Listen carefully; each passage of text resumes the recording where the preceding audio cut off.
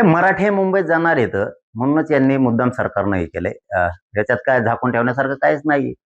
हे सत्तेच देशापुढे उघडं पडलंय. परंतु सरकार विरोधात रोष याच्याचमुळे जातो. याचं कारणच खरं आहे की लोकांनी यांना सत्तेवरती बसवलंय, मराठ्यांनी यांना सत्तेवरती बसवलंय आणि त्याच मराठ्यांना मुंबईत गोरगरिबांना येण्यापासून रोखणं म्हणजेच रोष वाढण्याचं कारण फक्त सरकार आहे. म्हणजे कायदा हातात आम्ही देतोय, तुमच्या सत्ता आम्ही तुमच्या हातात देतोय आणि तुम्ही त्याचा गैरवापर करताय. अरे लोक तुम्हाला निवडून याच्यासाठी देतात की कसल्याही परिस्थितीत आपण जर मुंबईला कुठे गेलो तर आपले माणसं, आपलं सरकार बसले तिथं, आपले फडणवीस, आपले शिंदे, आपले दादा बसलेत तिथं, म्हणून लोक जातात. जे आपले म्हणून बसले तेच आपल्याला मुंबईत येऊ नको म्हणतात. म्हणजे ही खूप मोठी दहशत झाली, ही दादागिरी झाली सरकारची आणि चालत नसती.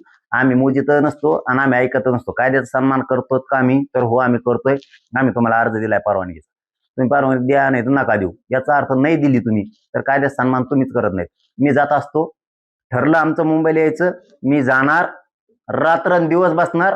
तुम्ही काय शिजून देणार नाहीत का भाकरी खाऊन देणार नाहीत ते आम्ही बघणार आणि तुम्ही कसे मुंबईत अडवतो ते बी आम्ही बघतो. आता विषय असा आहे की मुंबईतील वाहतुकीत अडथळा नको म्हणून हे नियम लागू केलेले आहे. अडथळा नको तर आमचे प्रश्न सोडवा. तुम्हाला प्रश्न सोडवायचे नाही, सत्तेत मराठ्यांकडून बसवायचं, गोरगरिबांचं वाटोळं पण करायचं आणि अडथळ्यात काय संबंध आहे? मुंबईतल्या बांधवांनी समजून घ्या, आम्ही आमच्यामुळे तुम्हाला त्रास होईल का? तर एखाद दिवस नक्की होईल. आम्हाला 10-15 दिवस सांभाळून घ्या. तुम्ही पण काय तिथं सुखी नाहीये, आम्हाला सुख नाही म्हणून आमच्या मागण्यासाठी आमच्या लेकरा बाळात कल्याण व्हावं म्हणून मुंबईत येतोय. जर आमच्यामुळे तुम्हाला 10-15 दिवस त्रास झाला तर होऊ द्या, सहन करा. आम्ही पण तुमचेच आहेत, आम्ही का लोकांचे नाही आहेत. मुंबईत कोणी सुखी नाहीये, ना व्यावसायिक सुखी आहे, ना तिथं आगरी सुखी आहे, ना मासेमारी करणारा सुखी आहे, ना तिथला कोणचाच समाज सुखी नाही तिथं.